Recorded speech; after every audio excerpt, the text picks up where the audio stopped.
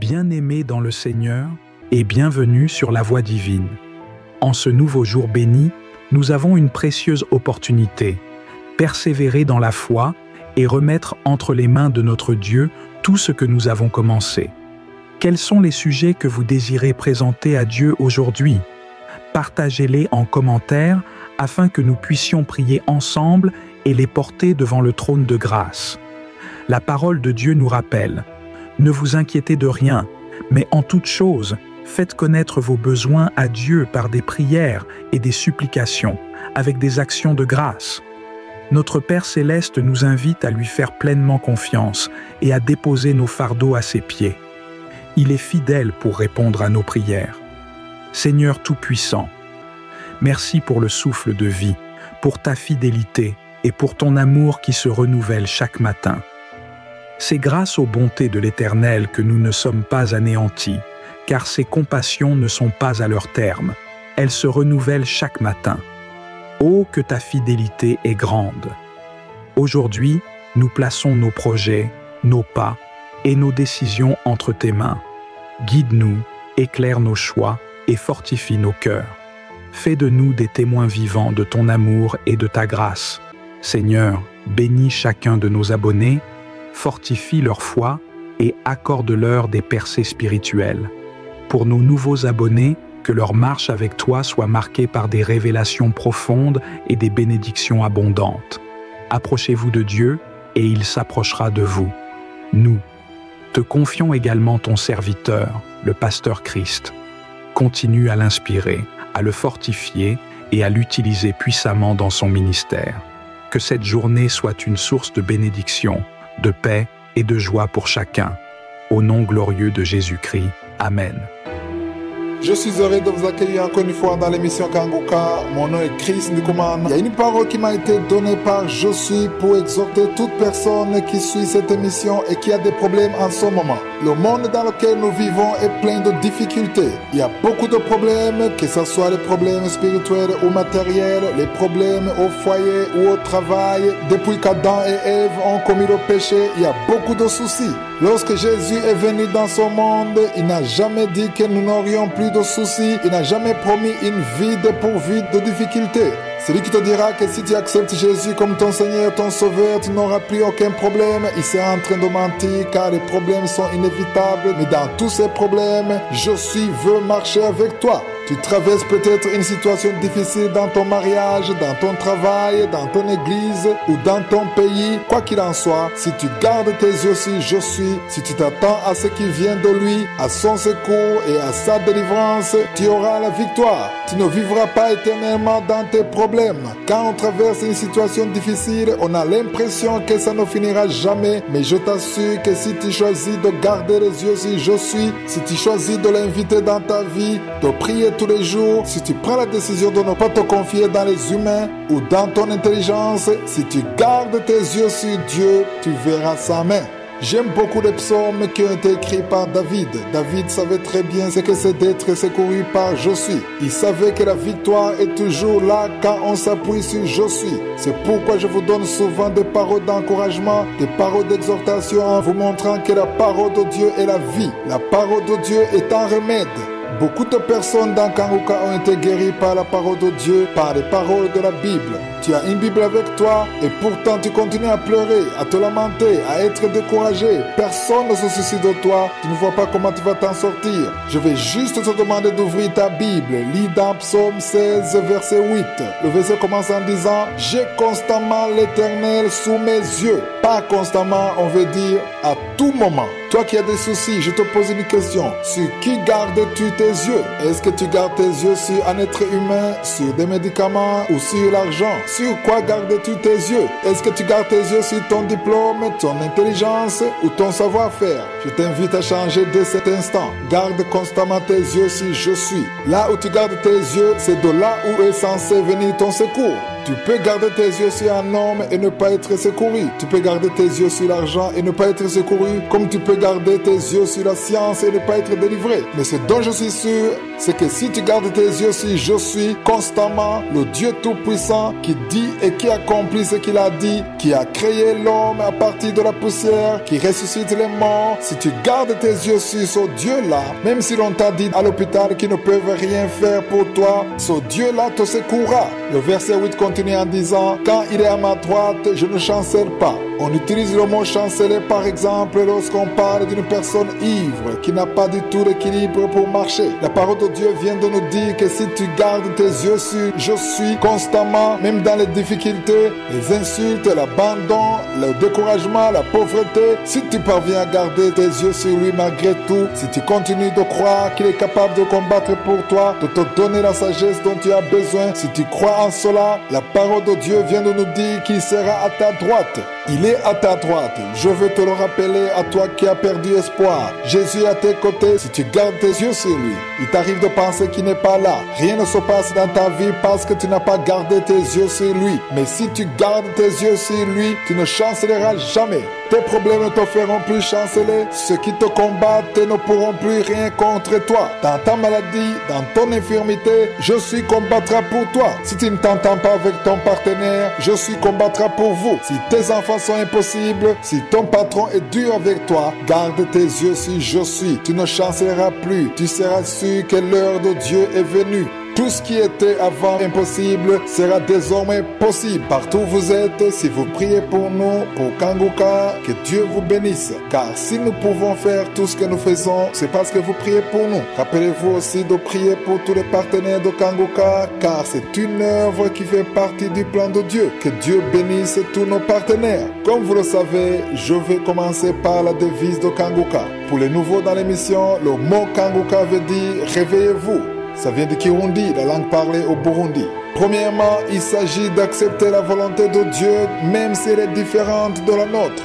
Deuxièmement, il faut prier tous les jours. Troisièmement, il ne faut pas se lamenter. Aujourd'hui, je vais parler sur le deuxième point qui dit que nous devons prier tous les jours. Il est important de parler de la devise de Kanguka car plusieurs vies ont été transformées par cette devise. Vous ne pouvez pas continuer à avoir la même vie si vous pratiquez la devise de Kanguka. Et vous avez sans doute remarqué que chaque lundi je parle sur un des 3 points en me basant sur la parole de Dieu. C'est pourquoi nous ne nous lassons pas de parler de cette devise. Aujourd'hui nous allons nous baser sur 1 Chronique chapitre 16 verset 11. Il est écrit « Ayez recours à l'Éternel et à son appui, cherchez continuellement sa face. » J'aimerais insister sur cette partie qui dit « Cherchez continuellement sa face ». La parole de Dieu dit que nous devons être parfaits comme notre Père est parfait. Cela veut dire que plus on s'approche de Dieu, plus il influence et agit dans notre vie. Ce passage aide beaucoup à prier tous les jours. Premièrement, ce verset dit « Ayez recours à l'Éternel et à son appui ». La deuxième partie de ce verset, c'est elle qui m'intéresse, qui dit « Cherchez continuellement sa face ». Quand on dit continuellement, ça veut dire sans relâche. Ne vous arrêtez pas de prier, car plus on s'approche de Dieu, plus il s'approche de nous. Si vous continuez à prier tous les jours, vous verrez sa gloire. C'est bien de prier car plus vous vous approchez de Dieu, plus il s'approchera de vous. Il y en a qui prient pour avoir la réponse à leurs problèmes, mais on ne prie pas uniquement pour avoir la solution. Nous devons apprendre à prier non pas parce que nous voulons demander quelque chose à Dieu, mais parce que nous voulons nous approcher de lui. Il y a peut-être des choses que vous essayez de laisser tomber dans votre vie. C'est peut-être votre attitude charnelle. Vous avez essayé d'être délivré, mais ça n'a pas marché. Je vous assure que si vous continuez à vous approcher de Dieu, si vous continuez à prier tous les jours, à louer Dieu même dans les moments difficiles, vous serez délivré. Nous devons apprendre à louer Dieu dans les moments difficiles. Même quand ça ne va pas, rends grâce à Dieu, parle de sa grandeur. Atteignez le niveau où vous sentez que vous ne pouvez pas quitter votre maison sans prier, sans parler avec « Je suis ». Priez continuellement. Certains prient uniquement le dimanche, mais nous devons prier tous les jours. Si Dieu vous a réveillé, priez en le remerciant. Dites-lui que vous l'aimez, que vous croyez en lui et que vous vous appuyez sur lui. Dans le verset que nous avons lu, nous avons vu que Dieu est notre appui. Dites-lui que vous ne pouvez rien faire sans lui. Je veux que tous ceux qui suivent cette émission aient l'habitude de dire qu'ils ne peuvent rien faire sans je suis. Demandez toujours à Dieu de sonder votre cœur et de corriger tout ce qui ne va pas. Je suis marchera avec vous si vous priez tous les jours sans cesse. Si vous continuez à chercher sa face, il y a quelque chose de spécial qui va se passer. Votre vie ne pourra jamais rester la même. J'aimerais encore une fois vous rappeler l'importance de préparer sa journée dans la prière. Il n'y a rien de plus merveilleux que de commencer la journée avec je suis. Je le dis parce que je sais que vous êtes nombreux à suivre cette émission et avoir été transformés par cette parole qui concerne le fait de préparer sa journée. Vous avez un témoignage qui montre bien l'importance, la puissance qui se manifeste quand on commence la journée avec je suis. Avez-vous déjà pris le temps de penser que vous commencez la journée avec le Dieu qui a créé le ciel et la terre, le Dieu qui vous connaît et qui a créé toutes les personnes que vous craignez dans son monde? C'est je suis qui a créé toutes ces personnes, toutes les montagnes qui sont devant vous, tous les problèmes qui sont devant vous. Je suis est au-dessus de tout cela. Il est au-dessus de tous les mauvais esprits qui veulent vous faire du mal, qui veulent vous tuer. Je suis est au-dessus de ces puissances du mal. Là où tout semble perdu, je suis est capable de vous délivrer. La journée qui va commencer, je suis la connaît depuis longtemps. Il connaît tout ce qui va se passer. C'est pourquoi une personne réveillée commence toujours la journée en la confiant entre les mains de je suis. Et pourquoi cela? Parce qu'en agissant ainsi, je suis prend le contrôle de sa vie. Satan n'aura plus aucun pouvoir sur sa journée. Il y a beaucoup de personnes qui aiment blâmer Satan d'avoir fait tout ceci ou cela. Mais toi, sache que tu peux lui enlever la possibilité de faire quoi que ce soit durant la journée. Ce matin, prie et confie la journée entre les mains de je suis. Et ne le fais pas seulement les mercredis, mais fais-le tous les jours. Commence toujours la journée avec je suis. Lisons une parole qui va vous aider à le comprendre et qui pourra toujours vous aider à préparer votre journée. C'est dans Psaume 25, versets 4 à 5. Le passage commence en disant « Éternel, fais-moi connaître tes voies, enseigne-moi tes sentiers. Il est vrai que tu connais ton chemin, celui par lequel tu passes tous les jours pour aller à l'école ou au travail. Tu as même le ticket du bus ou la voiture qui te conduira là-bas. Tu as peut-être le GPS, mais il y a aussi le chemin, le sentier de je suis. Le sentier de je suis est différent de celui des humains. Tu as peut-être ton chemin, mais si je suis ne veut pas que tu prennes le chemin que tu as déjà préparé, il fermera cette porte. C'est pourquoi lorsqu'une personne est réveillée à préparer sa journée, même quand les portes se ferment, il rend grâce à je suis parce que c'est lui qui connaît le meilleur pour nous. Tu as peut-être déjà préparé ton rendez-vous, mais à la dernière minute, le rendez-vous peut être annulé. Et tu ne comprendras pas pourquoi ça n'a pas marché, mais après tu pourras comprendre que c'est je suis qui est à l'origine de tout cela. Lorsque tu confies ta journée entre les mains de je suis, il prend le contrôle de ta vie, il fermera certaines portes et en ouvrira d'autres car tu lui as donné accès, tu lui fais confiance. Tu ne pourras donc pas te lamenter pour les portes qui seront fermées ou pour ce qui n'a pas marché comme tu l'espérais parce que tu lui as tout confié. Le verset 5 dit « Conduis-moi dans ta vérité et instruis-moi. » J'aime beaucoup ce passage. L'instruction revient à chaque fois. Une personne réveillée désire toujours apprendre. Elle désire savoir quel langage adopter, l'attitude à avoir, le comportement qu'il faut. Dieu changera tes pensées, ton langage au fur et à mesure que tu prieras pour ta journée. Et si tu agis ainsi, quelque chose va changer dans ta vie. C'est pourquoi le verset 5 continue en disant « Car tu es le Dieu de mon salut, tu es toujours mon espérance. » Si tu écoutes cette émission tôt le matin, c'est d'ailleurs ce que je vous invite tous à faire. Tous les jours, nous vous donnons cette émission à 4h du matin sur l'application Kangoka. Si donc tu écoutes cette émission tôt le matin, il faut que tu apprennes à commencer toujours la journée avec je suis. Une personne réveillée veut toujours être instruite par Dieu. Ne pense jamais que tu connais tout. Ne pense pas que tu sais où tu vas, que tu sais comment tu vas te comporter, mais humilie-toi dès le matin et dis à Dieu que même si tu as l'intelligence, même si tu as fait des études, même si tu es âgé, dis-lui que tu veux toujours apprendre. On doit toujours avoir cette envie d'apprendre. Dis-lui que tu veux toujours que son esprit t'instruise, qu'il te corrige et qu'il te mette sur la bonne voie. Spirituellement parlant, soyez toujours de petits enfants. Soyons humbles et Dieu nous donnera l'instruction et il combattra pour nous. Si tu es un homme marié, la parole de Dieu t'appelle tête du foyer. C'est écrit dans Éphésiens chapitre 5, vous pouvez le lire. J'ai déjà entendu ces hommes qui utilisent ce passage en disant que comme ils sont la tête, leurs femmes doivent les obéir en tout. Il est vrai que la parole de Dieu dit que vous êtes la tête du foyer, comme Christ est la tête de l'Église, mais être la tête n'implique pas seulement qu'on vous doit du respect, il s'agit aussi d'être responsable. Je veux parler aux hommes mariés sur leurs responsabilités. Devant Dieu, vous avez des comptes à rendre sur tout ce qui se passe dans votre mariage, dans votre famille, dans le ménage. Il y a des choses que Dieu attend que tu fasses dans ton ménage. Tu peux me dire que les tâches sont partagées parce qu'en tant qu'homme, tu ne peux pas tout faire et c'est vrai. C'est pour cela que Dieu t'a donné une femme, une aide parce que tu ne peux pas tout faire. Tu as des enfants, des domestiques à la maison peut-être, mais ce que je veux te dire aujourd'hui, c'est que dans tout ce qui se passe dans ta famille, la première personne responsable devant Dieu, ce n'est pas ton enfant, ce n'est pas ton serviteur, ce n'est même pas ta femme, mais c'est toi. Tu ne vas pas expliquer à Dieu que c'est elle qui a fait ceci ou cela, qui a mal agi. Même si ça peut être vrai, ça peut être la faute de ton enfant, ça peut être la faute de ta femme, mais c'est à toi que Dieu demandera des comptes, premièrement. Car tu es la tête, tu as un rôle primordial dans ta famille. La première chose que tu dois faire en tant que tête de famille, c'est prier pour ta famille. Prie pour ta femme, prie pour tes enfants, pour tous ceux qui sont dans ta maison, prie pour toute la maison. En tant qu'homme, tu as une grande responsabilité devant Dieu. L'exemple de la Bible que je vais vous donner, c'est dans Genèse 3, versets 8 à 9. Depuis le premier verset, nous voyons ce qui est arrivé à Adam et Ève. C'est le premier couple que Dieu a créé. Nous sommes tous descendants d'Adam et Ève sans considérer la couleur de notre peau ou notre origine. Nous sommes tous nés un jour.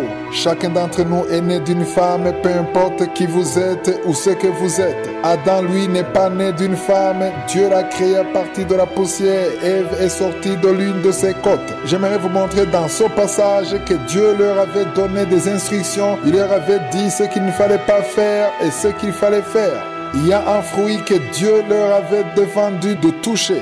Le jour où Dieu a donné des instructions à Adam, Ève n'était pas présente. Elle n'était pas encore créée. Mais Ève a commis l'erreur d'écouter le serpent. Elle a décidé de manger le fruit que Dieu leur avait défendu de toucher alors qu'elle savait que Dieu ne voulait pas cela. Vous connaissez sans doute cette histoire. Lisons du verset 6 au verset 7. La femme vit que l'arbre était bon à manger et agréable à la vue et qu'il était précieux pour ouvrir l'intelligence. Elle prit de son fruit et en mangea et elle en donna aussi à son mari qui était auprès d'elle. Et il en mangea. Les yeux de l'un et de l'autre s'ouvrirent. Ils connurent qu'ils étaient nus et ayant cousu des feuilles de figuier, ils s'enfirent des ceintures. Lisons du verset 8 au verset 9. Alors ils entendirent la voix de l'Éternel de Dieu qui parcourait le jardin vers le soir, et l'homme et la femme se cachèrent loin de la face de l'Éternel Dieu au milieu des arbres du jardin. Mais l'Éternel Dieu appela l'homme et lui dit: Où es-tu? Là, nous voyons que Dieu s'est adressé à Adam et pas à Ève. De la même façon, si tu es la tête de ton foyer, il y a des problèmes qui pourront surgir dans ta maison. Tu as la responsabilité sur tout ce qui se passe dans ta maison. Adam s'est défendu en disant que ce n'est pas lui, mais la femme que Dieu lui a donnée. Mais en tant qu'homme, tu ne peux pas t'expliquer en disant que c'est ta femme ou ton enfant. Tu dois prendre cette responsabilité. Aux hommes qui m'écoutez, priez pour vos familles et je vous conseille de jeûner pour que Dieu intervienne. Prenez l'habitude de parler à vos enfants, à vos conjoints pour que vous soyez au courant de tout ce qui se passe dans votre famille. Vous pouvez vous dire que vous donnez l'argent et donc c'est suffisant, mais ce n'est pas suffisant. Il faut entrer dans la vie de vos enfants, dans la vie de votre femme. Vous avez des comptes à rendre à Josué en ce qui concerne votre famille. Je rends grâce à Dieu pour toutes les personnes qui sont délivrées, sauvées à travers cette émission, pour tous ceux qui acceptent Jésus dans leur vie. Ils deviennent des personnes réveillées et ils ont compris que le ciel existe. Je vous le dis souvent, il nous arrive d'oublier que le ciel existe parce que nous sommes distraits par toutes sortes d'enseignements qui nous font aimer beaucoup le monde et qui nous font oublier le ciel. Dans ce monde, il y a beaucoup de problèmes. Tout le monde a des problèmes. Même si vous avez de l'argent, vous avez des problèmes. Personne ne peut dire qu'il n'a pas de soucis. Dans ce monde, il y aura toujours des soucis. Ce que nous ne devons pas oublier, c'est que nous sommes des pèlerins. Nous avons une destination. Une personne réveillée sait très bien qu'elle a une destination. Un jour, tu mourras. peu importe ton âge, si tu es jeune ou pas, ce qui est sûr, c'est qu'un jour tu mourras. Et je te pose une simple question. Est-ce que tu sais où tu iras le jour où tu mourras? Chaque vendredi, dans cette émission, j'ai toujours le souhait de vous faire comprendre qu'il y a une excellente voie. Jésus lui-même a dit qu'il est le chemin, la vérité et la vie. C'est écrit dans Jean 14, verset 6. Il est le chemin pour avoir la vie éternelle. Je souhaite à toute personne qui m'écoute d'avoir la vie éternelle. Lisons dans Marc 13, verset 35 à 37. Il est écrit: veillez donc, car vous ne savez quand viendra le maître de la maison, ou le soir, ou au milieu de la nuit, ou au chant du coq, ou le matin. Par ce passage, nous comprenons que personne ne sait quand Jésus viendra. C'est pourquoi nous devons nous préparer pour sa venue. Comment est-ce qu'il faut se préparer? On se prépare en se repentant. Si tu vis dans le péché, je parle à toi qui vis dans l'adultère, dans la fornication. Il y a des personnes qui m'écoutent qui vivent en concubinage. Vous n'avez jamais fait le mariage avec cet homme ou cette femme avec laquelle vous vivez. Arrêtez cette relation. C'est un péché qui peut vous empêcher d'aller au ciel. Tu as un mari, mais tu vis dans l'adultère avec un autre homme. Répands-toi. Toi qui vis dans le mensonge, répands-toi et que le sang de Jésus te délivre. Prépare-toi pour la venue de Jésus. Le verset 36 dit: craignez qu'il ne vous trouve endormi à son arrivée soudaine. Jésus ne va pas vous prévenir en vous disant qu'il arrive. Il l'a déjà dit et le jour où il viendra, personne ne le sait. Il peut venir le matin, au milieu de la semaine, au milieu du mois. Il peut venir au milieu de l'année. Personne ne sait quand il va venir. D'un moment à l'autre, il peut venir. La parole de Dieu vous demande de vous préparer. Séparez-vous du péché. Séparez-vous de tout ce qui ne plaît pas à Dieu et sanctifiez-vous. C'est une chose très importante que Jésus est en train de dire. Lisons verset 37. Il est écrit: ce que je vous dis, je le dis à tous. Veillez. On voit bien qu'on insiste sur le verbe veiller. Veiller, c'est s'attacher à Jésus, c'est marcher dans sa parole. Il faut être sûr que tu t'es repenti, que tu es mis à part. Tu ne peux pas veiller étant dans une vie de péché. Tu ne peux pas veiller si tu vis dans la jalousie, dans la convoitise, dans l'adultère, dans le vol, dans le mensonge, etc. Si tu es en train de faire des choses qui ne sont pas correctes, la parole de Dieu ne te voit pas comme quelqu'un qui veille. Une personne qui veille vient à Dieu, elle s'examine. Là où Dieu lui montre de corriger, elle se corrige. Il faut te repentir et quitter cette vie qui ne plaît pas à Dieu pour que le jour où Jésus viendra, tu sois prêt. Ça ne sert à rien d'avoir beaucoup d'argent si vous n'êtes pas sûr que si Jésus venait, il vous prendrait avec lui. Est-ce que si Jésus venait, tu monterais avec lui? Si ce n'est pas le cas, alors il faut te repentir et l'accepter comme ton Seigneur et ton Sauveur. Je salue tous ceux qui prient pour cette émission. Nous rendons grâce à Dieu et nous aussi, nous prions pour vous. J'aimerais que toute personne qui prie pour l'émission Kanguka sache que nous aussi nous prions pour ceux qui prient pour cette œuvre. Même si nous ne vous connaissons pas, nous prions pour vous. Nous prions pour tous ceux qui prient pour nous, pour l'équipe Kanguka et qui demandent à chaque fois que Dieu bénisse cette œuvre. Nous prions pour vous et nous rendons grâce à Dieu pour vous. Comme je le fais souvent, j'aimerais encore une fois vous rappeler de prier pour l'équipe Kanguka et pour nos partenaires car ils ont besoin de vos prières. Priez également pour leur famille afin que Jésus se manifeste et que son œuvre avance. Chaque lundi, je commence l'émission en vous parlant de la devise de Kanguka. Pour le nouveau dans l'émission, le mot Kanguka veut dire réveillez-vous. Ça vient du Kirundi, la langue parlée au Burundi. Premièrement, nous devons accepter la volonté de Dieu, même lorsqu'elle est différente de la nôtre. Deuxièmement, nous devons prier tous les jours. Troisièmement, il est absolument interdit de se lamenter. Nous devons toujours rendre grâce à Dieu. Aujourd'hui, j'aimerais qu'on parle sur le premier point, c'est-à-dire accepter la volonté de Dieu, même lorsqu'elle est différente de la nôtre. Nous avons déjà entendu dans cette émission qu'il est très facile d'accepter la volonté de Dieu lorsque cela nous plaît, lorsque Dieu nous dit des choses qui sont conformes à notre volonté. Là, il y a la joie et l'action de grâce. J'aimerais maintenant que tu comprennes que Dieu ne veut pas toujours ce que toi tu veux. Il arrivera un moment où Dieu fera des choses que toi tu ne comprends pas, des choses qui sont contraires à ce que tu veux, des choses qui sont différentes de tes rêves. Tu sentiras que cela te déplaît dans la chair, dans tes émotions. J'aimerais te dire que ce que je suis veux, c'est ce qui est meilleur pour toi. Beaucoup de personnes me disent que parmi les 3 points de la devise de Kanguka, la chose la plus difficile, c'est le fait d'accepter la volonté de Dieu lorsqu'elle est différente de la nôtre. Ce qui fait que c'est difficile pour toi, c'est parce qu'il y a un verset de la Bible que tu n'as pas encore appliqué dans ta vie. C'est un verset qui est difficile à comprendre et très rarement on entend des enseignements sur ce verset. Certains ne veulent même pas en entendre parler, mais c'est Jésus lui-même qui l'a dit. Lorsque tu reçois le salut, lorsque tu acceptes Jésus, ce qui est important, ce n'est pas juste le fait de recevoir le salut, mais l'essentiel, c'est que tu sois transformé et que tu deviennes un disciple de Jésus. Les disciples veulent toujours imiter Jésus dans toutes ses voies. Tu te demanderas toujours quelle est la volonté de Dieu dans les situations que tu traverses. Les disciples de Jésus faisaient tout ce que Jésus leur disait de faire. Donc si tu es sauvé, tu as reçu Jésus, ne reste pas uniquement à son niveau, mais tu dois arriver à un autre niveau d'être un disciple de Jésus. Si tu es un disciple de Jésus, il sera facile pour toi d'accepter la volonté de Dieu, même lorsqu'elle est différente de la tienne. Le verset dont je parlais, c'est un verset dont tu as besoin d'appliquer dans ta vie, et c'est Matthieu 16, verset 24. Alors Jésus dit à ses disciples, si quelqu'un veut venir après moi, qu'il renonce à lui-même, qu'il se charge de sa croix et qu'il me suive. J'imagine que vous tous qui m'écoutez, vous voulez suivre Jésus. Renoncer à soi ne veut pas dire commencer à se faire du mal, mais c'est choisir de privilégier les intérêts de Jésus plutôt que tes propres intérêts. Tu mets de côté tes intérêts pour choisir ceux de Jésus. La croix est un signe de la mort. Tu dois arriver à un point où tu ne vis plus, tu dois mourir à toi-même. Il faut que tu arrives à dire comme Paul quand il dit que ce n'est plus lui qui vit, mais que c'est Christ qui vit en lui. Tu dois mourir à ta nature charnelle, ta volonté, tes goûts, tes préférences, ce que tu aimes.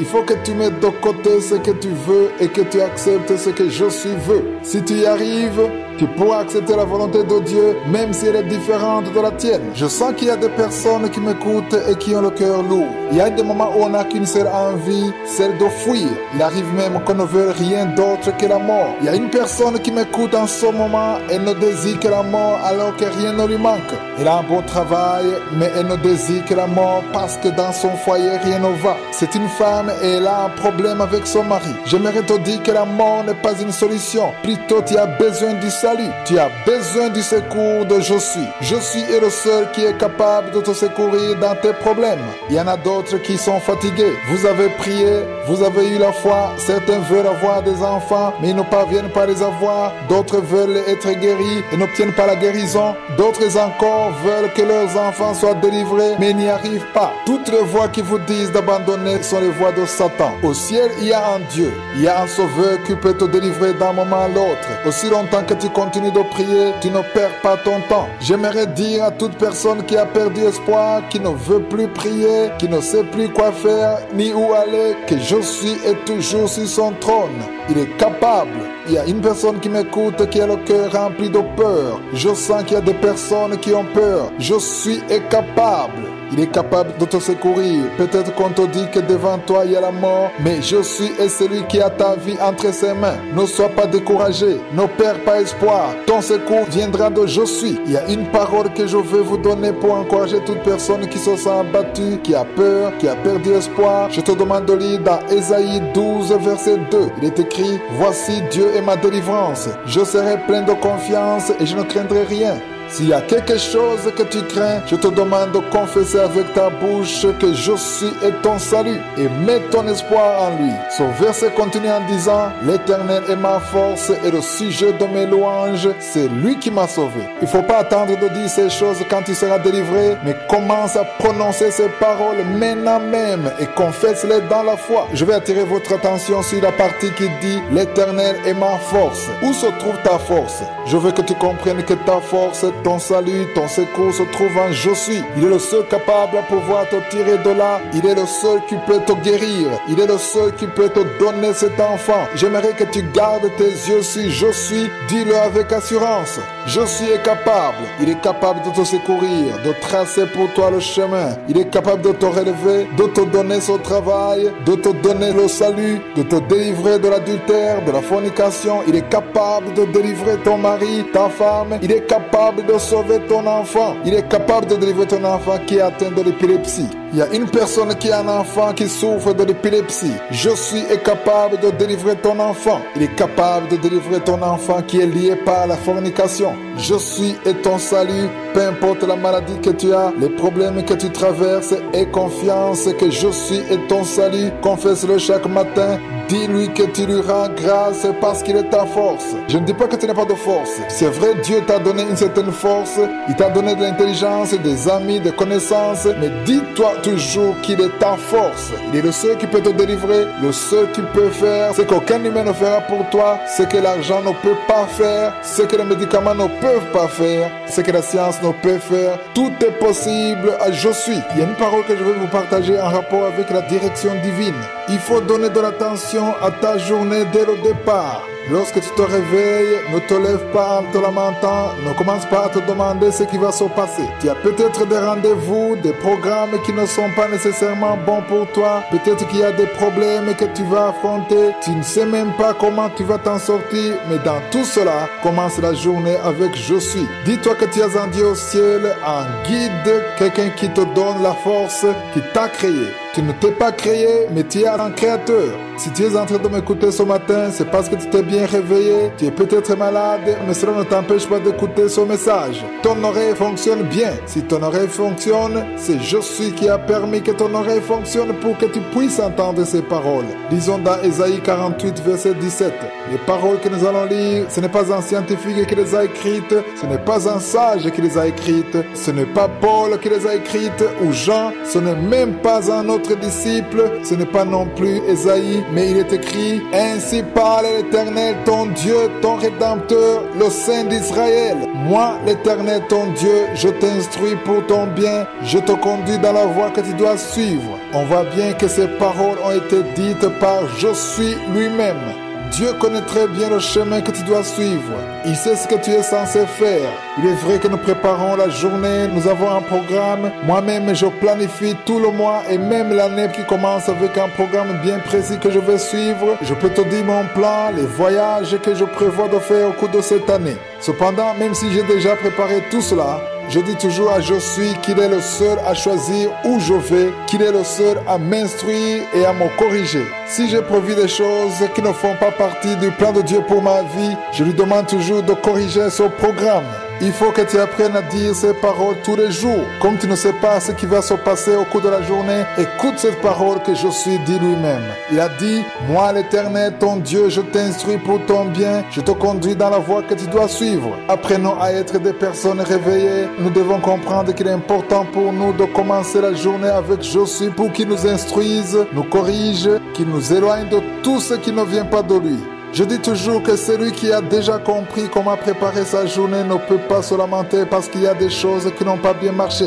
Même s'il s'agit d'une autre personne qui a tout fait rater, si tu as préparé ta journée, Je suis été avec toi depuis le début, cette personne n'aurait rien pu faire si Je suis ne lui avait pas permis. Je ne sais pas si vous remarquez une certaine contradiction. Tu commences la journée avec Je suis, tu confies tous tes programmes, tu lui confies ta journée et tu as prévu un rendez-vous avec quelqu'un et tu rates ce rendez-vous. Peut-être la personne n'est pas venue ou alors la route était bloquée ou la voiture ne démarre pas ou tu n'as pas eu le bus. Il survient un problème qui fait que tu ne vas pas à ton rendez-vous et tu commences à être malheureux parce que le programme n'a pas eu lieu. Tu commences même à accuser Satan et tu oublies Je suis, c'est lui avec qui tu as commencé ta journée. C'est pourquoi lorsque des choses pareilles se passent, il faut dire merci à Dieu car tu as commencé la journée avec lui. C'est lui qui l'a permis. Il y a une raison pour laquelle cela n'a pas marché. Tu vas donc rendre grâce au lieu de te lamenter. Commence ta journée, garde tous tes espoirs en Je suis et accepte qu'il est celui qui a l'autorité sur toute ta journée. Je veux parler aujourd'hui aux parents.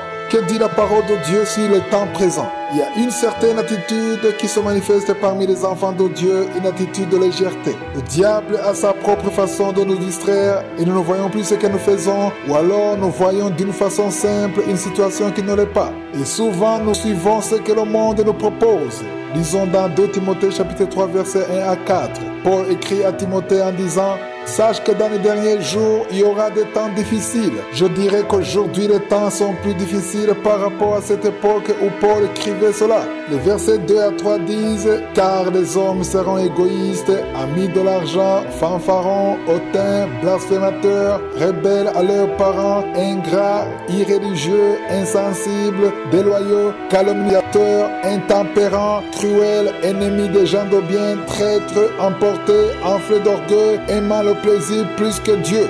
C'est ça le monde dans lequel nous vivons. Les paroles que nous venons de lire nous montrent dans quelle époque nous sommes. Vous avez reçu une certaine éducation. Si vous êtes parent, quand vous étiez enfant, le monde n'était pas tel qu'il est aujourd'hui. L'Esprit de Dieu est en train de me pousser à vous dire que vos enfants ont besoin de votre attention. Il y a 3 choses que je vais vous montrer qui peuvent nuire à l'éducation de vos enfants. Vos enfants ont besoin d'être éduqués selon la parole de Dieu. Éduquez-les selon la parole de Dieu, car si vous ne le faites pas, il y a 3 choses qui vont se charger de les éduquer alors que vous vous contenterez du fait qu'ils auront mangé ou qu'ils sont en bonne santé. La première chose qui peut éduquer votre enfant, c'est la télévision. Satan est en train d'apprendre des choses aux enfants en passant par la télévision. Sélectionnez bien les dessins animés que vos enfants regardent. Soyez sélectifs. Tu ne peux pas dire à ton enfant de regarder n'importe quel dessin animé. Aujourd'hui, Satan utilise cela pour apprendre aux enfants l'impudicité, la fornication, ses œuvres. Il faut choisir lesquelles montrer à vos enfants. Il y a des émissions que les enfants ne doivent pas regarder selon leur âge. Vous devez choisir quel film ils peuvent regarder. La deuxième chose que le diable est en train d'utiliser, c'est l'école. Aller à l'école, c'est bien. Les conduire à l'école, c'est très bien. Mais il faut savoir qu'à l'école, les enfants n'apprennent pas uniquement la science. Satan utilise beaucoup l'entourage des enfants pour leur apprendre des choses. Si tu ne prends pas le temps d'éduquer ton enfant, il apprendra beaucoup de choses à l'école. Il va considérer ce que les autres lui diront. Des choses qui n'ont rien à voir avec la science et qui le met loin de la parole de Dieu. La troisième chose que Satan utilise, c'est le téléphone. Il faut juger si votre enfant est à l'âge d'avoir un téléphone. Priez pour vos enfants, car ils ont accès à des téléphones qui ont Internet et ils peuvent voir des choses qu'ils ne sont pas censés voir. Ce que l'Esprit de Dieu m'a inspiré à vous dire, c'est qu'il faut prier pour vos enfants, parler avec vos enfants et partagez-les la parole de Dieu. Faites qu'ils aiment la parole de Dieu, car ce n'est que la parole de Dieu qui les secourra, car nous sommes dans des temps difficiles. Si vous ne prenez pas garde, Satan s'en prendra à vos enfants en passant par ces 3 canaux et il détruira la vie de vos enfants. Nous allons encore une fois parler de la vie éternelle. Je suis très content de parler de la vie céleste. J'aimerais que tous ceux qui m'entendent aiment le ciel. Chacun d'entre nous devrait se réjouir que le ciel existe et que Dieu l'a préparé pour son peuple. La première chose qui m'attire dans la vie céleste, c'est la paix. Au ciel, il n'y aura plus de douleur, plus de pleurs, il n'y aura plus de lamentation, plus de deuil. Le ciel est une très bonne chose que Dieu a préparée pour les hommes. C'est pourquoi il a envoyé son Fils pour qu'il meure, afin que celui qui croit en lui ait la vie éternelle. Je reviens toujours sur la vie éternelle les vendredis parce que je veux informer aux éditeurs de Kanguka que nous tous, nous avons été appelés pour la vie éternelle. Le ciel n'est pas destiné à quelques-uns seulement, mais il est préparé pour tout le monde. Le ciel est ton héritage, mais il y a une condition pour l'avoir. La seule chose qui est exigée, c'est d'accepter Jésus dans ta vie. Si tu acceptes Jésus dans ta vie, si tu te repens, tu auras droit à la vie céleste. La repentance n'est pas seulement de confesser Jésus dans ta vie, mais c'est de sentir au fond de toi que tu veux quitter cette vie de péché. Si tu vis dans l'adultère, dans la fornication, dans le mensonge, peu importe ce que tu fais, Jésus veut te tirer de là. Jésus veut te délivrer. Le ciel est pour toi, mais il y a un chemin que tu dois d'abord emprunter. Je rends grâce à Dieu pour tous ceux qui nous disent qu'ils sont en train d'être délivrés de la fornication, de l'adultère. Je me suis rendu compte que parmi les auditeurs de Kanguka, il y en a qui vivent ensemble sans avoir été mariés officiellement, sans que la famille de la fille donne la permission. Cela arrive souvent dans le pays développé. 2 personnes se rencontrent, ils s'aiment et ils décident de vivre ensemble comme mari et femme alors qu'ils ne le sont pas. Si tu es en train de m'écouter étant dans cette vie, quitte cette vie. Si ta vie n'est que l'alcoolisme, si tu ne vis que dans le bar, dans le tabac ou la drogue, tu as besoin de te repentir. Il faut que Jésus te délivre. C'est pourquoi je veux montrer un passage qui se trouve dans Apocalypse 7, versets 13 à 15. Il est écrit: « Et l'un des vieillards prit la parole et me dit, ceux qui sont revêtus de robes blanches, qui sont-ils et d'où sont-ils venus? Je lui dis, mon Seigneur, tu le sais. Et il me dit, ce sont ceux qui viennent de la grande tribulation. Ils ont lavé leurs robes et ils les ont blanchis dans le sang de l'agneau. Certains, lorsqu'ils lisent ce passage, en voyant cette tribulation, ils pensent à la tribulation qu'ont connue les premiers disciples, ceux qui ont été égorgés, tués et brûlés. Il ne s'agit pas seulement de cette tribulation-là, mais chacun d'entre nous, tous ceux qui ont reçu Jésus dans leur vie, ils connaissent d'une manière ou d'une autre la tribulation. Il y a des attaques que vous subissez. Satan n'est pas du tout content. Il y a des problèmes qui viennent dans votre vie. Il y a des liens qui peuvent bloquer votre salut. C'est cela la tribulation. Mais ce verset dit que si vous avez été lavé par le sang de Jésus, vous serez parmi les personnes qui seront revêtues de robes blanches. Disons verset 15.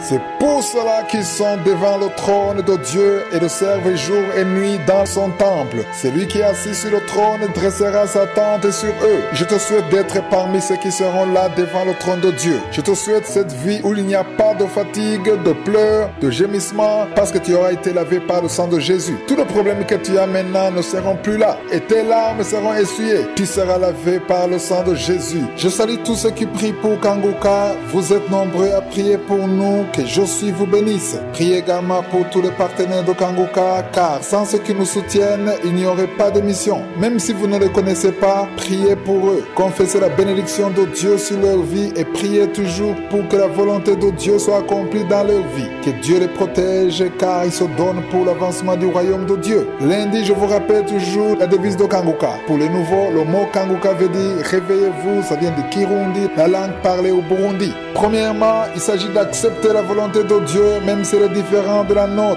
Deuxièmement, il faut prier tous les jours. Troisièmement, il est interdit de se lamenter. Nous devons toujours rendre grâce à Dieu. Aujourd'hui, nous allons parler sur le troisième point, c'est-à-dire ne pas se lamenter, mais rendre grâce à Dieu. On se lamente souvent à cause de problèmes.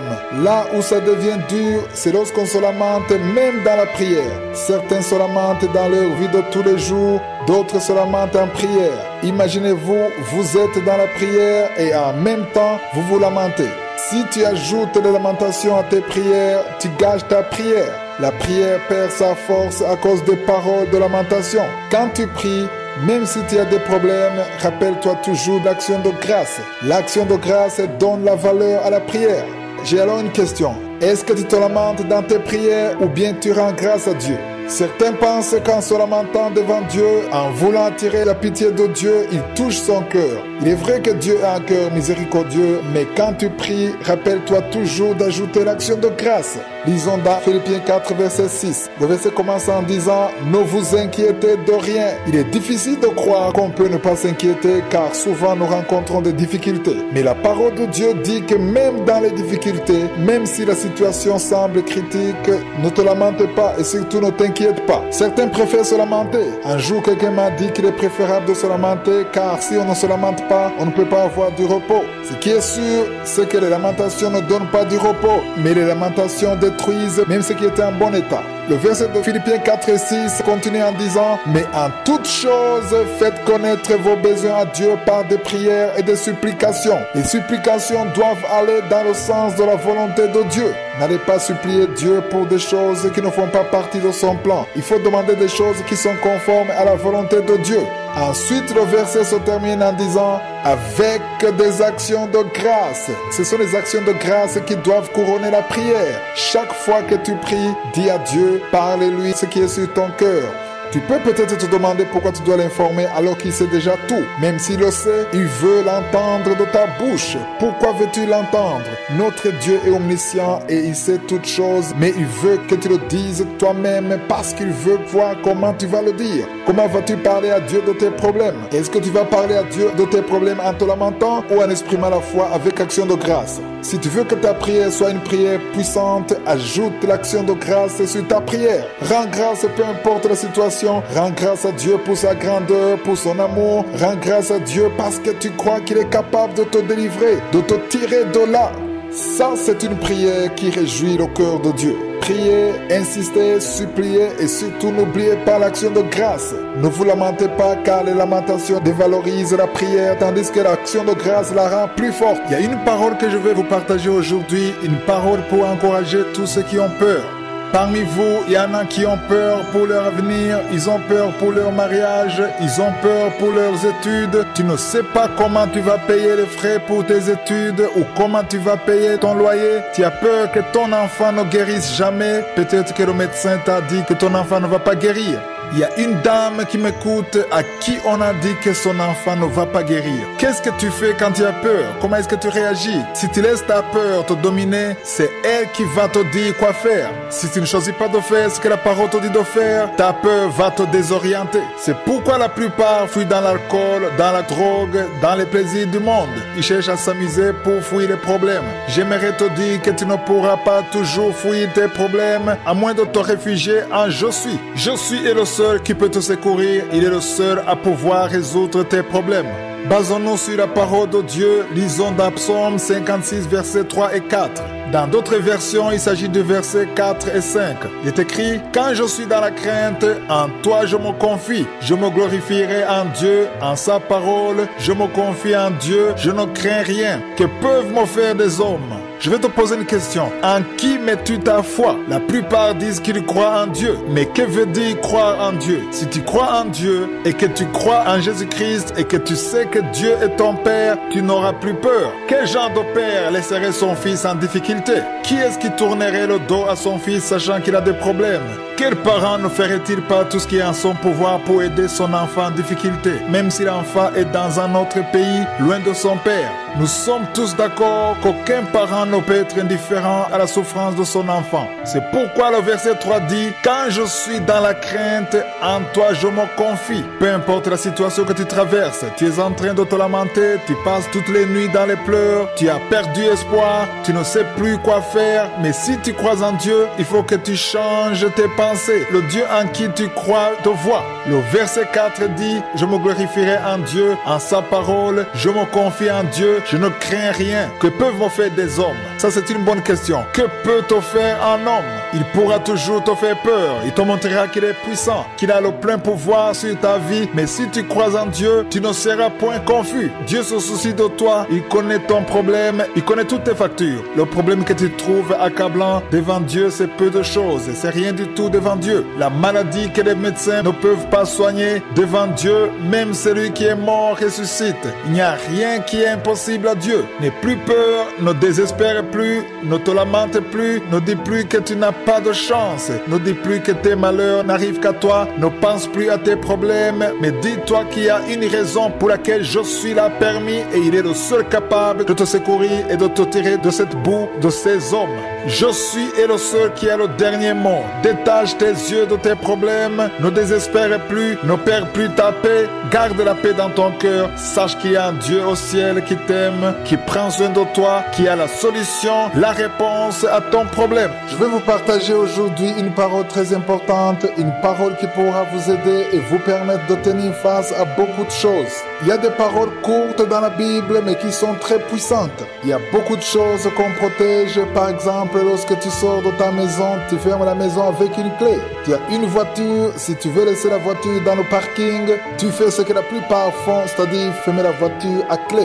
Très peu de personnes laissent les voitures non fermées. Tu te sens rassuré d'avoir fermé ta maison à clé, d'avoir verrouillé la voiture. Tu te sens mieux de savoir que ton argent est dans un compte bancaire bien protégé. Tu veux sentir cette protection. Ce qui est triste, c'est que très peu de personnes pensent protéger leur cœur. C'est de ton cœur que viennent les sources de la vie. Tout ce que nous essayons de protéger, l'argent, les voitures, les comptes, ce ne sont que peu de choses, des choses qui ont une fin. Mais est-ce que tu te rappelles de protéger ta vie? Qu'est-ce qui devrait te protéger plus que tout? Lisons dans Proverbe 4, verset 23. Je veux qu'on comprenne que chaque matin, il y a une chose qu'on doit protéger plus que tout, plus que protéger la maison, protéger ton coffre-fort ou ta voiture. Il y a une chose que tu devrais protéger plus que tout. Dans Proverbe 4, 23, il est écrit « Garde ton cœur plus que toute autre chose, car de lui viennent les sources de la vie. » Nous sommes censés protéger notre cœur chaque matin. Fais cet exercice tous les jours. Demande à Dieu de protéger ton cœur plus que tout, car c'est la première chose que Satan cherchera à attaquer. Le cœur est la source de tout. C'est le centre des émotions. C'est de là que viennent les lamentations. Si ton cœur est protégé, même dans les situations difficiles, tu pourras tenir. Lorsque tu prépares la journée, il faudra aussi préparer ton cœur. Il faut donc confier toute ta journée, toutes tes circonstances entre les mains de Dieu. Ainsi, rien ne pourra te faire peur ou t'effrayer. Rien ne pourra te pousser dans les lamentations ou dans le désespoir, aussi longtemps que tu sais que ta journée est sous le contrôle de Je suis. Protège ton cœur. beaucoup de choses pourront survenir. Tu recevras peut-être des appels, de mauvaises nouvelles, de nouvelles qui vont te faire peur, t'effrayer, parce que c'est dans ton cœur qu'il y a les sources de la vie. Beaucoup tombent dans le piège de Satan parce qu'ils n'ont pas préparé leur journée. C'est pourquoi il faut confier ton cœur à Dieu. Il y a beaucoup de choses que Satan peut avoir préparées contre toi, des choses qui sont censées te perturber, te faire peur, semer des doutes en toi, mais demande à l'Esprit de Dieu de te donner la force. C'est ça la prière que je veux que tu fasses. Prie ainsi chaque matin, confie-toi en Dieu, confie-lui ton cœur. Demande à Dieu de te donner la soif d'écouter chaque fois la parole de Dieu. Chaque fois que mes enfants vont dormir, je prie pour eux, je demande toujours à Dieu de leur donner la soif d'écouter la parole de Dieu. C'est très important de confesser cela sur vos enfants et sur vous-même. Il est donc important de prier chaque matin, de prier pour ton cœur. Confie-le à Dieu et surtout garde-le plus que toute autre chose. J'aimerais encore une fois parler sur les traditions, les coutumes, les choses qu'on fait sans savoir vraiment pourquoi. Il y a un verset sur lequel je reviens souvent, c'est Romains 12, verset 2. Il est écrit, ne vous conformez pas au siècle présent, mais soyez transformés par le renouvellement de l'intelligence, afin que vous discerniez quelle est la volonté de Dieu, ce qui est bon, agréable et parfait. Il est important de se séparer du système du monde.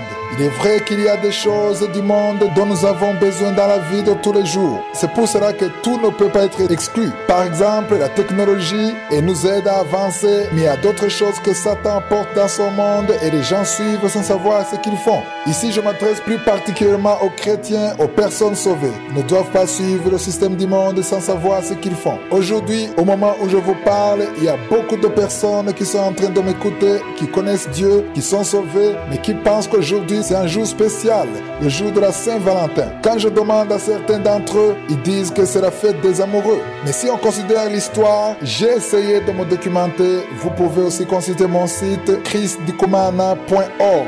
En bas, vous verrez différentes rubriques. Cliquez sur le lien de la fête de Saint-Valentin. Vous verrez ce que j'ai écrit à propos de cela. Vous allez comprendre d'où est venue cette fête et l'impact qu'elle produit sur les êtres humains. L'origine de cette fête est même liée à l'idolâtrie. Là, je parle de la christianisation des fêtes païennes. Les chrétiens ont accepté de célébrer quelque chose dont ils ignorent l'origine. Au moment même où je vous parle, peu importe le pays dans lequel vous êtes, plusieurs ont prévu de commettre le péché de la fornication parce que c'est la fête de Saint-Valentin. Il y a un esprit qui pousse les gens dans ce péché. Quand je parle ainsi, il y a peu qui le comprennent. Les autres disent qu'ils s'aiment et donc rien d'autre ne compte. Mais je veux parler à deux groupes de personnes. Premièrement, aux couples mariés. Comprenez ici que si tu es un homme marié, ce n'est pas seulement le jour de la Saint-Valentin que tu es censé dire à ta femme que tu l'aimes. Tu devrais le lui dire tous les jours. Tu ne vas pas l'aimer le jour de la Saint-Valentin, mais il faut l'aimer tous les jours et c'est aussi valable pour la femme. Tu ne dois pas respecter et aimer ton mari un seul jour, mais tu dois le faire tous les jours. Je vous invite donc à lire ce que j'ai écrit sur ce site. Vous verrez l'origine de la fête de Saint-Valentin. Nous ne devons pas nous identifier au monde. Nous ne devons pas nous conformer au siècle présent. Qui est Valentin? Lisez ce texte, vous verrez son identité. C'était un moine. Il a été tué le 14 février 269 et on l'appelait le patron des amoureux. Il a été tué pour avoir marié des couples contre l'ordre de l'empereur Claude II.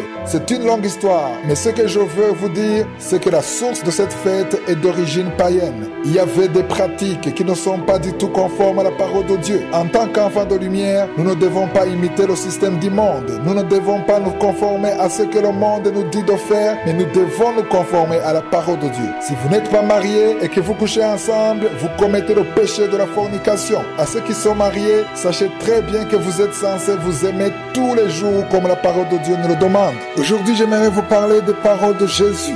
Des fois, Jésus parlait d'une façon ordinaire, mais il lui arrivait aussi de parler en parabole et c'était difficile pour ses interlocuteurs de pouvoir comprendre ce qu'il disait. Nous savons que Jésus faisait des miracles et beaucoup le suivaient. À part les miracles de guérison, il faisait aussi des miracles de multiplication de pain. Quand ceux qui le suivaient avaient faim, il multipliait le pain, ainsi ils pouvaient manger. Les gens l'aimaient beaucoup parce que non seulement il pouvait soigner les malades, mais il les nourrissait aussi. Si on lit dans Jean chapitre 6, nous voyons un passage où Jésus change de langage. Au lieu de parler de pain dont ils étaient habitués, il a commencé à parler de son corps comme nourriture. Le verset 56 dit, « C'est lui qui mange ma chair et qui boit mon sang demeure en moi et je demeure en lui. » Ces paroles ont offensé ceux qui étaient habitués à entendre les paroles de Jésus qui étaient jusque-là tout à fait différentes. Ils ont verset 58, il est écrit, « C'est ici le pain qui est descendu du ciel. Il n'en est pas comme de vos pères qui ont mangé la manne et qui sont morts. Celui qui mange ce pain vivra éternellement. » Ici Jésus parlait de son corps comme étant le pain. Mais ils ne comprenaient pas du tout ce que Jésus racontait. Lisons verset 60.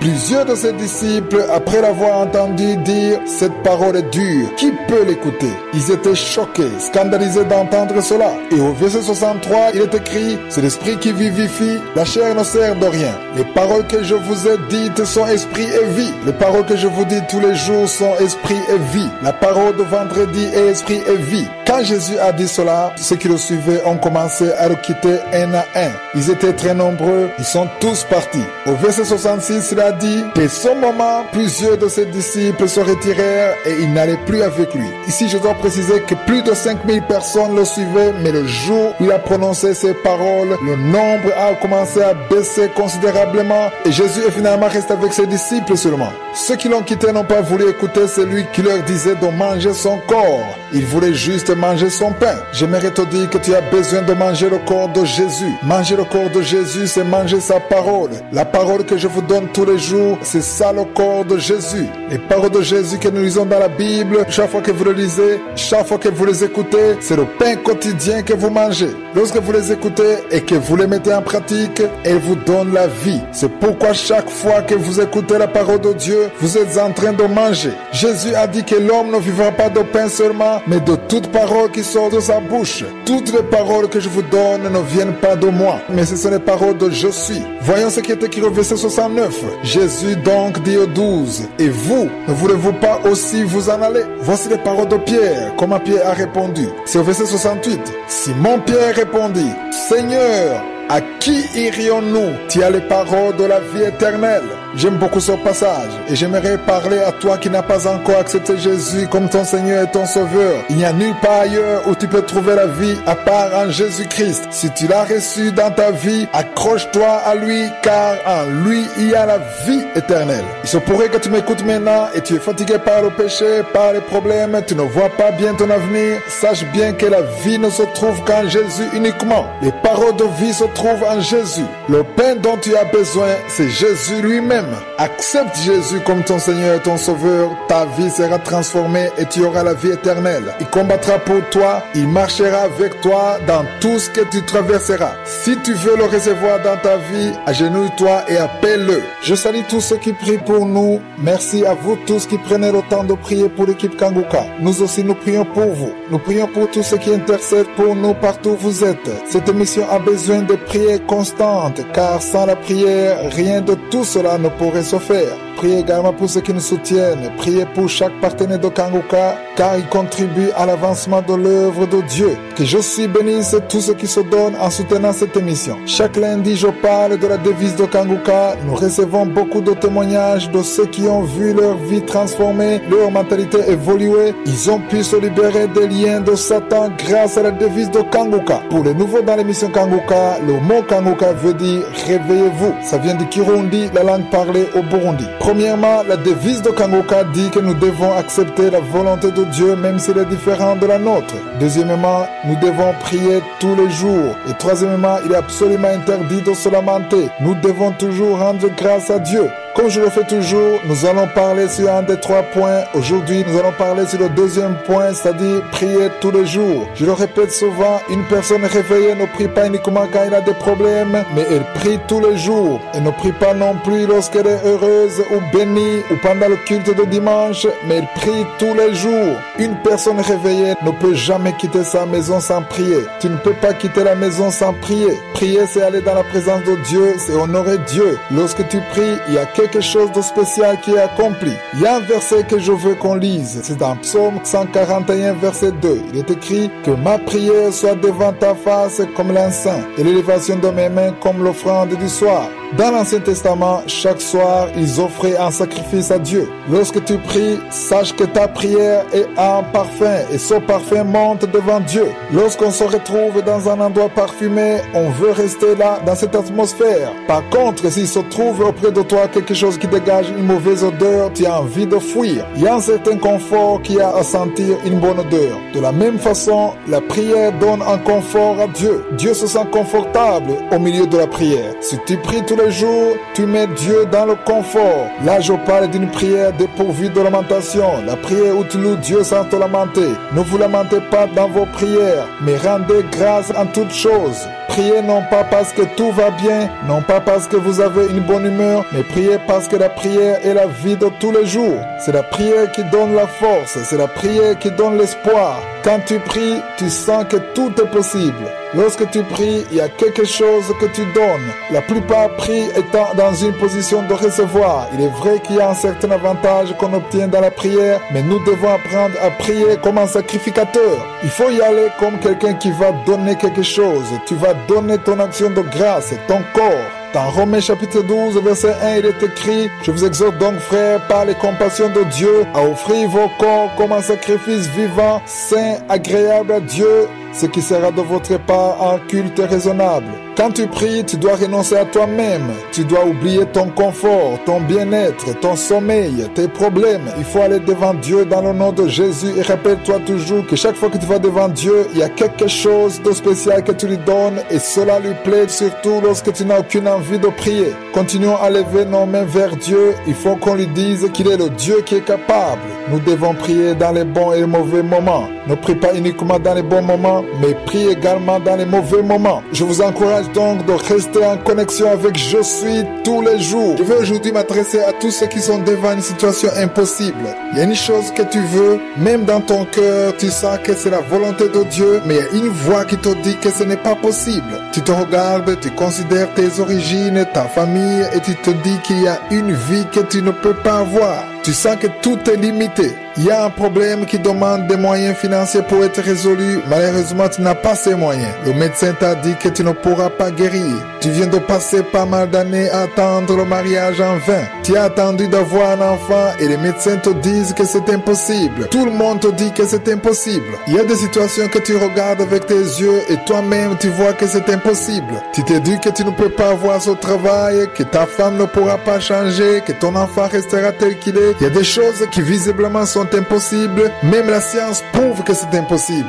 La science prouve qu'on ne peut pas avoir un enfant après avoir atteint la ménopause. Je vais parler à tous ceux qui se sentent fatigués, désespérés. Vous avez attendu, vous avez prié, vous êtes arrivé à un point où vous êtes fatigué. Tu t'attends à ce que ta situation change, mais au lieu que ça change, ça s'empire. Tu t'attendais à ce que ton enfant soit délivré, mais au lieu de cela, sa situation ne fait que s'empirer. Tu as attendu que ton mari soit délivré de l'alcool, mais au lieu qu'il change, la situation devient de plus en plus difficile. Certains d'entre vous, vous préférez même quitter ce monde parce que la situation est devenue intenable. La bonne nouvelle que j'ai pour vous ce matin, c'est que la parole de Dieu dans Matthieu 19, verset 26 dit que ce n'est pas une parole que moi je vous donne, mais c'est une parole que Jésus lui-même vous donne. Cette parole dit, aux hommes cela est impossible, mais à Dieu tout est possible. Que veut dire tout est possible? C'est tout ce que tu considères comme impossible. Là où tu te dis que tu ne peux pas y arriver, Dieu est capable de tracer le chemin pour toi. Tu te dis que tu ne peux plus avoir d'enfants, mais je suis te dit que c'est possible. Tu te dis que ton mari ne peut plus changer, mais je suis te dit que ce que tu considères impossible, il peut le rendre possible. Ta situation, ton mariage qui est en feu, devant Dieu tout est possible. Il peut tout mettre en ordre. Quelle est la condition pour que ça change? Tu as juste besoin de croire en cette parole. Confesse cette parole à chaque fois, que ce soit le matin ou pendant la journée. Continue de croire qu'il est capable de tracer le chemin pour toi. Il est capable de mettre le chemin là où il n'y a pas de chemin. Si tu crois que c'est possible, Josué viendra dans ta vie et il prouvera à tout le monde que c'est possible. Je veux qu'on comprenne une chose, lorsque tu crois que c'est possible, Dieu passe par le moyen de ta foi et il peut montrer aux autres que ce qui était impossible devient possible. Si tu crois que c'est possible, même quand Dieu va t'exaucer, tu vas lui rendre grâce et tu ne seras pas étonné parce que tu savais dès le départ que c'est possible à Dieu. Lorsque Jésus a voulu ressusciter Lazare, il a dit, Père, je te rends grâce de ce que tu m'as exaucé. Il a dit cela avant la résurrection de Lazare. Il savait que Dieu était capable de le faire. Si tu crois que Jésus est capable de te délivrer, de te tirer de cette situation, commence à lui rendre grâce de ce qu'il est capable de faire. Commence à rendre grâce même quand tu ne l'as pas encore vu et à travers ta foi, Dieu le montrera à tout le monde, tout ce qui t'entoure. Le jour où il le fera, tu ne seras pas étonné car tu savais que pour Dieu tout est possible. Si avant aujourd'hui tu n'avais pas cette foi, je te demande de commencer à le confesser dès aujourd'hui parce que devant Dieu, rien n'est impossible. J'aimerais encore une fois vous dire comment il faut prier pour votre journée chaque matin. Certains prennent à la légère la volonté de Dieu. Nous devons prier pour que nous soyons capables d'accepter la volonté de Dieu. C'est le premier point de la devise de Kanguka. Je le dis souvent et surtout le lundi. Cela a aidé pas mal de personnes. D'autres me disent qu'ils le veulent, mais que c'est difficile pour eux. Je ne suis pas en train de dire que c'est facile. Mais que faut-il faire pour mettre cela en application? Chaque matin, quand tu te réveilles, prie pour que Dieu te permette d'accepter la volonté de Dieu. Cela demande la force et la grâce de Dieu. Et surtout lorsque ta volonté est différente de celle de Dieu. Lorsque la volonté de Dieu est conforme à ce que tu veux, c'est facile de l'accepter. C'est même une bénédiction. Tu es content et tu témoignes aussi. Mais lorsque cela est différent de ce que tu veux, cela devient difficile. C'est pourquoi, pour pouvoir l'accepter comme il le faut, tu dois prier pour cela et tous les matins. Le jour où j'ai eu la révélation de ce que je suis en train de vous dire, j'ai commencé à prier chaque matin. Chaque matin, quand la journée commence, je prie pour que j'accepte ce qu'il a préparé pour moi, non pas par contrainte ou dans la colère, mais dans la joie. Laissez-moi vous montrer un verset que je veux qu'on lise. C'est dans Colossiens chapitre 4, verset 12. C'est un verset qui m'a beaucoup transformé en ce qui concerne le fait d'accepter la volonté de Dieu.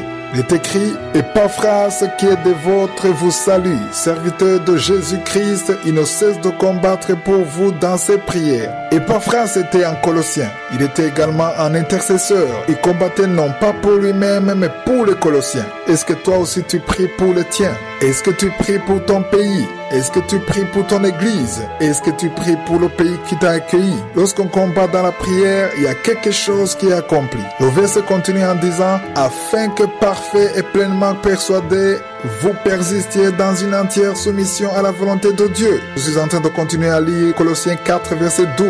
L'église des Colossiens était une bonne église, une église qui se portait bien et qui était dans la vérité. Mais Epaphras priait pour eux afin qu'ils persistent dans une entière soumission à Dieu. Être entièrement soumis à la volonté de Dieu veut dire accepter complètement, totalement la volonté de Dieu, même lorsqu'elle est différente de la tienne. Pour y arriver sans te lamenter, cela demande une certaine force qui vient de la prière. Chaque fois que tu pries pour ta journée, demande à Dieu de te donner la grâce qui te permet d'accepter sa volonté, même si elle est différente de la tienne. Il faut que tu acceptes de tout lâcher et de te réjouir de ce que je suis fait dans ta vie, même lorsque ça te déplaît. Cela demande que tu pries pour cela, pas seulement les mercredis, mais tous les jours. Demande toujours à Dieu de te donner la force d'accepter sa volonté, ce qu'il a préparé pour toi pour cette journée, et même si cela est différent de ce que tu veux. Dans la prière de Epaphras, on sent bien qu'il a prié en demandant l'humilité. Il faut toujours prier pour avoir cette humilité, parce qu'accepter la volonté de Dieu, si elle est différente de la tienne, demande beaucoup d'humilité. Je veux parler aujourd'hui à des personnes qui veulent être secourues par Josué, qui veulent de l'assistance dans les problèmes qu'ils traversent.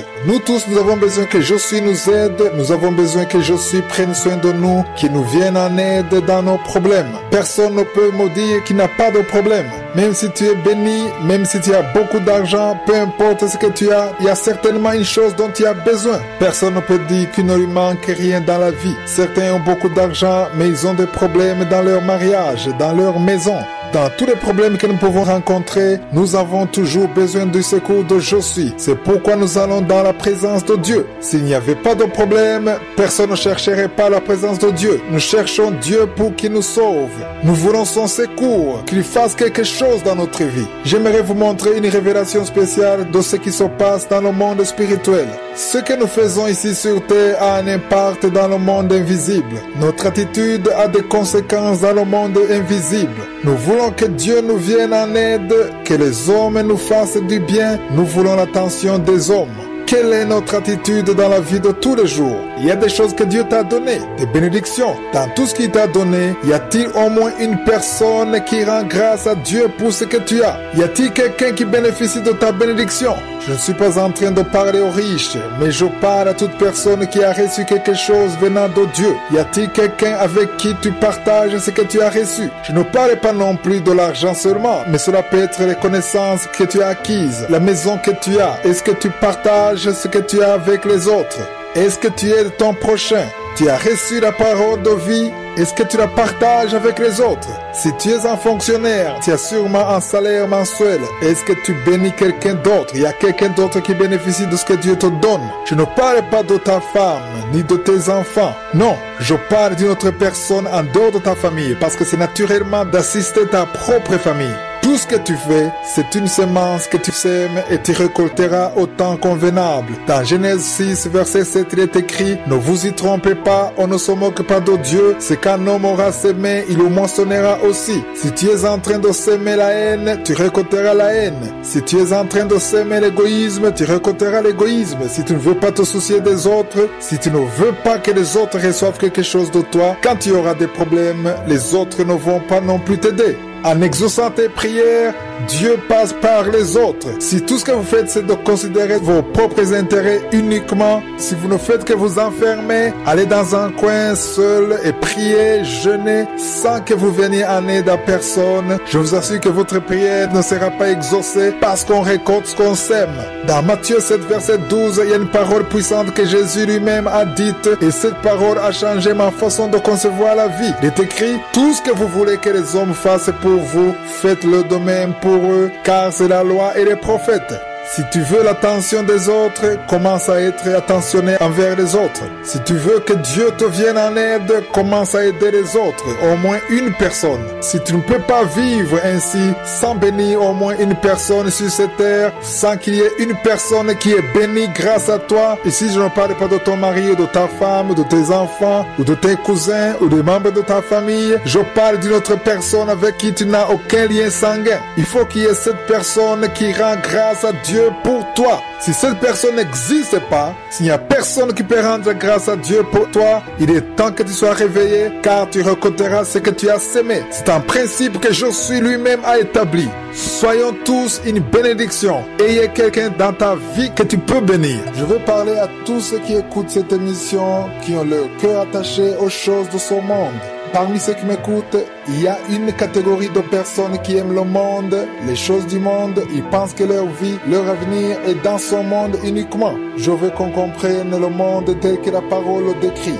Il y a une nouvelle terre que Dieu a préparée pour tous ceux qui l'aiment. C'est cette terre que nous voulons tous habiter un jour. C'est la nouvelle Jérusalem. J'en ai déjà parlé dans cette émission. Il y a une façon selon laquelle vous devez concevoir la vie à laquelle vous attachez tant d'importance. Dans la Bible, on nous parle de Salomon. On nous dit qu'il avait une intelligence, une sagesse plus que tous ceux qui ont vécu avant lui, même après lui, jusqu'aujourd'hui. J'aimerais te dire que si tu crois avoir une certaine intelligence, tu n'es pas plus intelligent que Salomon. Salomon était plus intelligent que tout autre être humain sur cette terre. Il a eu une capacité élevée de comprendre les choses du monde. Salomon a traversé beaucoup d'épreuves. La Bible nous dit qu'il avait 700 femmes et 300 concubines. En d'autres mots, il a connu 1000 femmes et il ne cherchait rien d'autre que le plaisir. Toi aussi, même si tu as couché avec beaucoup de femmes, je ne pense pas que tu as couché avec 1000 femmes. Il arrive à un moment où tu te dises que les plaisirs du monde sont passagers. Pourquoi a-t-il eu 700 femmes et 300 concubines? Cela montre une certaine insatisfaction dans sa vie. Il avait beaucoup de richesses, il a acheté pas mal de choses, il s'est amusé comme il a pu. Aujourd'hui, je veux qu'on regarde ensemble la conclusion qu'il a tirée de tout ce qu'il a vécu. Dans Ecclésiaste chapitre 1 verset 2, il a écrit en disant: vanité des vanités, dit l'Ecclésiaste. Vanité des vanités, tout est vanité. Quand il dit tout, il veut parler des choses de la vie. Salomon a tout fait, il a tout traversé, il a tout essayé. Il a essayé de se faire plaisir comme il a pu. Il a essayé de satisfaire son cœur, il a tout essayé. Lisons les versets 16 et 17. Il est écrit: j'ai dit à mon cœur, voici j'ai grandi et surpassé en sagesse tous ceux qui ont dominé avant moi sur Jérusalem. Et mon cœur a vu beaucoup de sagesse et de science. J'ai appliqué mon cœur à connaître la sagesse et à connaître la sottise et la folie. J'ai compris que cela aussi c'est la poursuite du vent. Toi qui t'attaches aux choses du monde, tu es en train de chercher ce qui plaît à ta chair. Tu es en train de vivre dans la fornication, dans les plaisirs de la chair, et tu es dans la pornographie, dans la masturbation. Tu passes ta vie dans les boîtes de nuit, dans l'alcool. Tout cela est vanité.